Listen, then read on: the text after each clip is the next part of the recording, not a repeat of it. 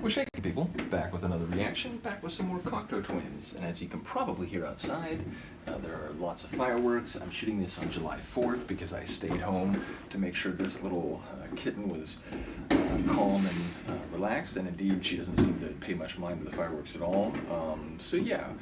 I know it's a little weird. You'll probably hear it more in the intro than during the track. I've been shooting a big session of videos, and it feels like for most of them, once the track starts, it sort of drowns out the fireworks. But yeah, that's what the cacophony is outside. And so we're back for the final original tune on the 1983 EP Peppermint Pig, although I mentioned before the folder I'm working from has a 12-inch mix of the title track from the EP, so I figure we'll go through that after this just to be thorough before moving on, which I don't remember if we'll be going back to Head Over Heels or if there's any other material that's available that is still between Garlands and Head Over Heels. Ultimately, I'm loving this journey, and again, there's so many different folders in there to begin with. There's all sorts of material to go through, and indeed, big shout out to Doug once again, who sent me treasures like the actual disc, so when we get to that point, I have a physical copy of that. But yeah, the track that still remains on the Peppermint Pig EP is Laugh Lines. It's an interesting phrase, like, you know, I suppose it refers to what are sometimes called like crow's feet and sort of wrinkles that people get over time, like from constantly smiling and laughing, which, you know, put different stresses on the face and the skin such that, or as distinguished from people who are often, you know, in psychological or emotional turmoil and are, you know, maybe not frowning, but certainly not smiling and laughing regularly. So yeah, my initial assumption is that it might relate to that and, you know, what that suggests or the image of someone. But yeah, ultimately it could be an entirely different usage of the phrase. Laugh lines, you know, I'm not quite sure like how, like, you know, lines of laughter like permeating through people in some context. So I feel like that's less likely. The visual image of someone's, you know, face feels more likely.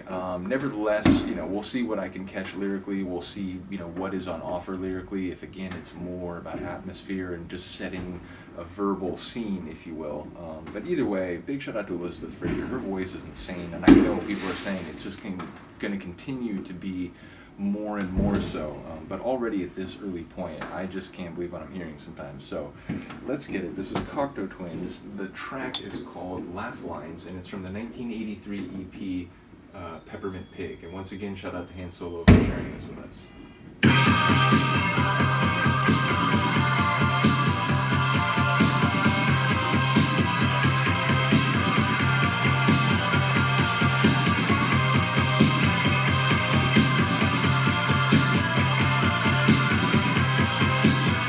A bit brooding, not terribly dark, but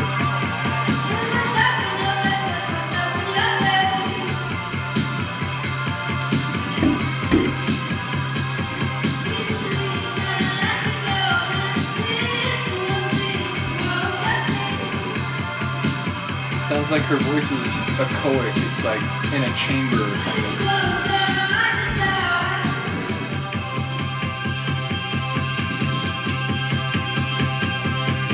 The pace of the kick, it's like a build-up, but it's just continuing, so it's like the BPM is very high.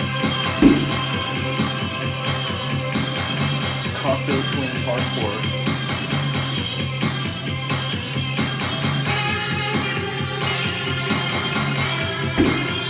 I like the metallic pop of that percussion.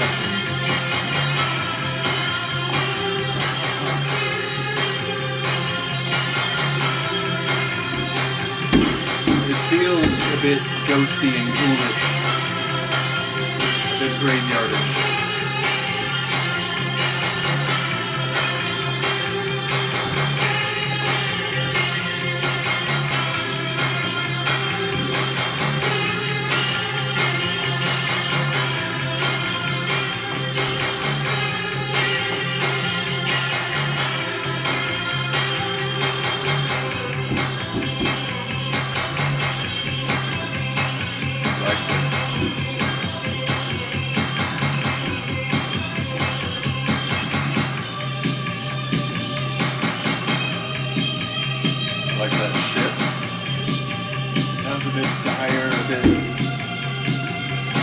desperate.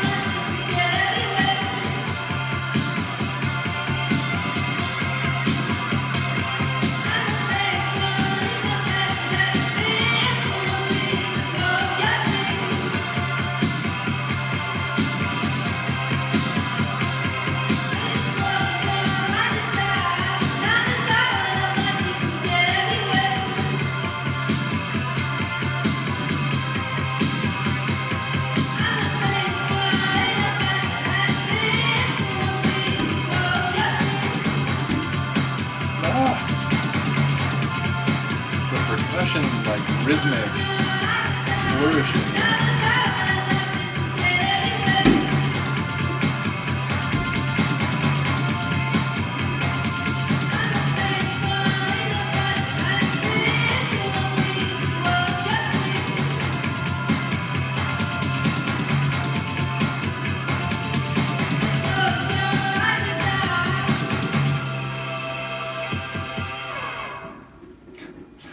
Machine turning off. That's cool. I enjoyed that. Didn't catch much of the lyrics, like one or two phrases. There was like a point where it was like not just anything I thought I heard her say, but honestly most of it was atmospheric and melodic and scene setting, and again a bit mysterious and ghostly, but didn't catch like actual words beyond maybe hearing a couple here and there.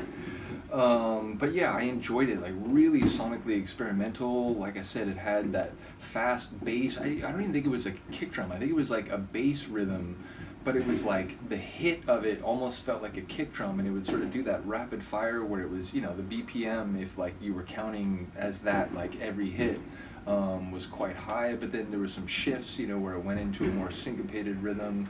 And then it was bringing in the like heavy like metal canes sort of rattling, and then later it was like a rapid fire like drum roll as part of each like bar around. And yeah, ultimately it's like another one where it feels dark and a bit mysterious, but not quite so much as Garlands, not quite so much as the atmosphere on that album. So yeah, like I can appreciate it as we go through this, and again, big shout out to all those involved and who commented, yeah, it's probably worth it to go through everything. I really do get a sense for how their sound is shifting, even as it's, continuing to have certain hallmarks. And again, Fraser's voice, which felt like it was in a glass jar in this one. It felt like she was sort of like in this mirrored like prism in the middle of the track where we could hear her, but like the sound was prevented from, like overwhelming the rest of the tune, which, she can do, certainly. So yeah, bottom line, another cool one from a really creative and interesting group. So shout out to Han Solo once again, shout out to Doug. Again, I'm looking forward to Treasure, because a few people have commented like, when you get there, like that's a really special one. So looking forward to that, but we have a lot to go before then. So big shout out to all the people following the Cocteau Twins. Do let me know what you think, and Luca, the sleeping, uninterested in fireworks cat, and I will see you next time. Peace.